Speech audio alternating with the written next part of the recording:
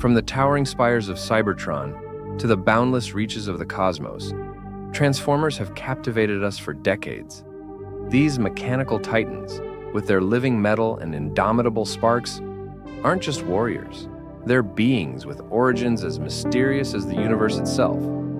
But have you ever stopped to ask, how do Transformers come into existence? Today, we're peeling back the layers of myth and metal to uncover the truth behind Cybertronian creation. Oh, and just to be clear, we won't be diving into Transformers romance in this video. That's a story for another time. Now, let's roll out. Protoforms, the blank slates of life.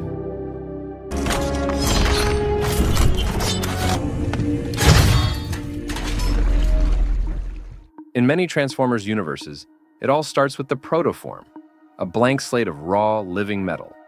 Imagine it as the ultimate potential, waiting to be shaped.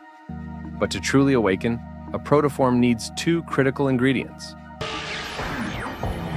Stasis lock restored. Implementing. A spark, the life force of a Cybertronian, and the alt mode data to complete its transformation into a living, breathing being. Protoforms were pivotal in Beast Wars. The Axelon carried stasis pods containing dormant protoforms, ready to reformat with DNA from nearby life forms. Scanning for compatible life forms. Tigatron, Arizor, and even the ill-fated Transmutate all emerged this way. The hand of friendship. That creature is the property of the royalty!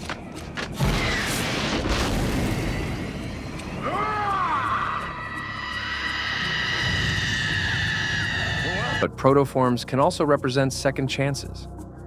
In one iconic moment, Rhinox uses a blank protoform to resurrect Optimus Primal, proving that even death might not be the end for a Transformer.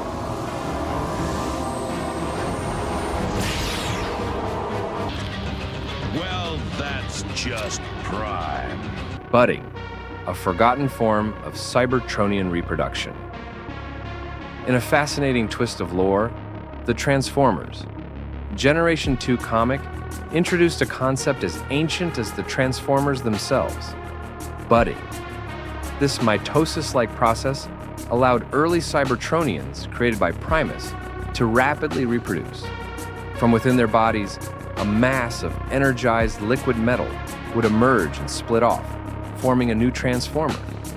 These budding events were communal, surrounded by other Transformers in a ceremonial gathering. But as the Cybertronian population reached Primus's desired level, budding ceased. All memory of the process was erased, a forgotten chapter in their history. When the Cybertronians rediscovered budding millions of years later, the consequences were dire. Each new generation diluted Primus's life force, producing Transformers with diminished sentience and emotional depth. The process even gave rise to the Swarm, a living byproduct of the budding cycle. Despite the risks, budding left a lasting mark. Transformers who budded shared a primal link with their offspring. Onslaught, for example, experienced intense pain when his descendant, Mindset, was destroyed. Similarly, the Liege Maximo claimed he would know instantly if Megatron, his descendant, were to perish. Hatchlings. From the sleek precision of protoforms, we move to the hatchlings, a darker and grittier take on Cybertronian beginnings, introduced in the Transformers live-action films. These unprogrammed protoforms are incubated in sacs, requiring constant energon to survive. But their existence is precarious. In death there is no command but mine. Without sufficient resources, they fade away before they can fully form.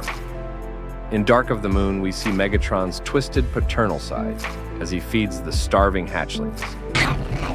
Ah, don't be greedy, my fragile ones. A desperate attempt to sustain his dying army.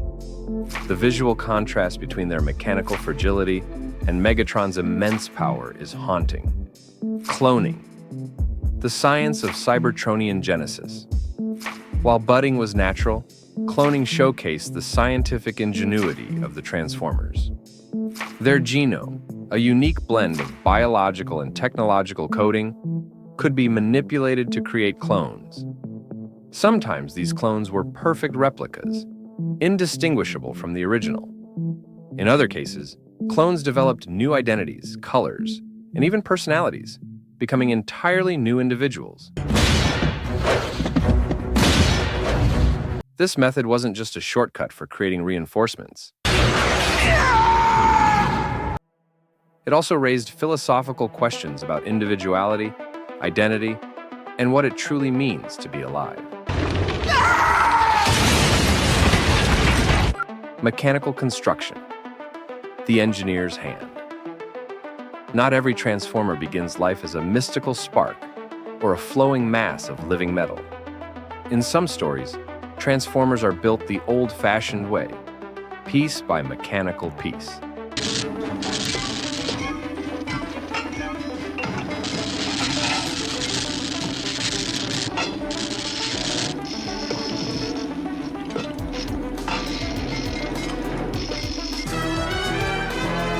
Early depictions treated them as sophisticated robots, and in the Generation 1 cartoon, Wheeljack famously constructs the Dinobots.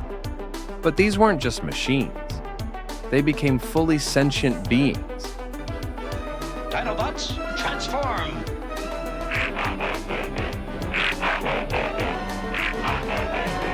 Interesting. But what else can they do? Raising the question, what truly defines life? In another iconic moment, an intellectually enhanced Grimlock engineers the Technobots, demonstrating that even Cybertronians can play the role of creator. Awaken, nose cone. I, Grimlock, have created you. Are you my father? In a way. Sparks, the soul of Cybertronians. As the franchise matured, so too did its portrayal of Cybertronian life. At the heart of every Transformer is the spark, a glowing fragment of pure life energy.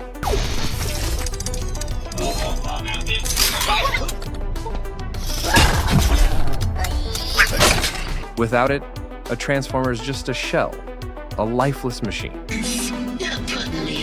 Silence, you ignorant idiot! In the Marvel Comics and G1 cartoon, this life-giving force was tied to legendary artifacts. The Matrix of Leadership and Vector Sigma became conduits for new sparks. I am Vector Sigma. Before Cybertron was, I was. Each Transformer a miracle born from Cybertron's beating heart.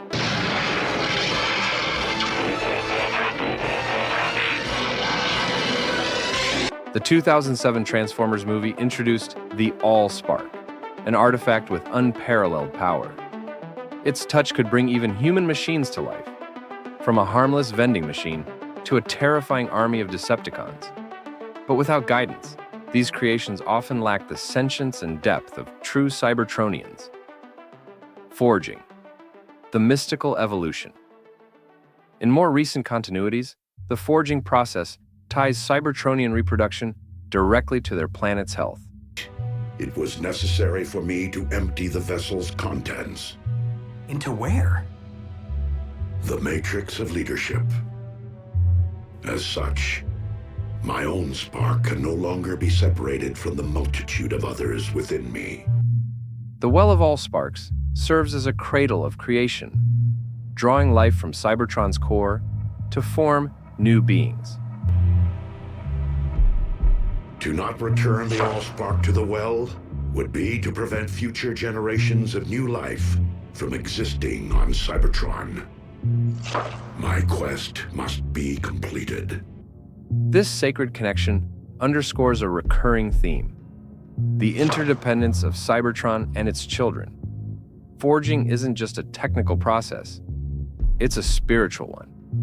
Each new Transformer carries a piece of Cybertron's soul, a reminder of their shared legacy.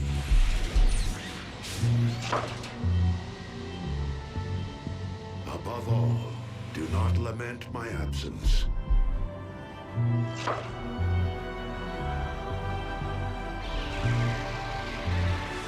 For in my spark, I know that this is not the end.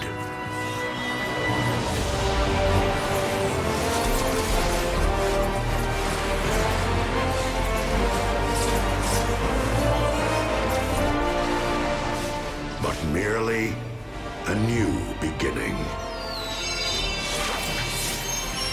Simply put, another transformation.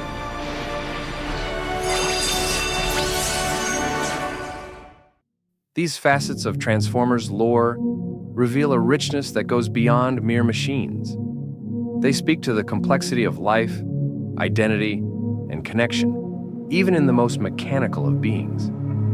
Whether tied by sparks, metal, or ideology, the Transformers' relationships and origins remind us of the intricate tapestry of their universe.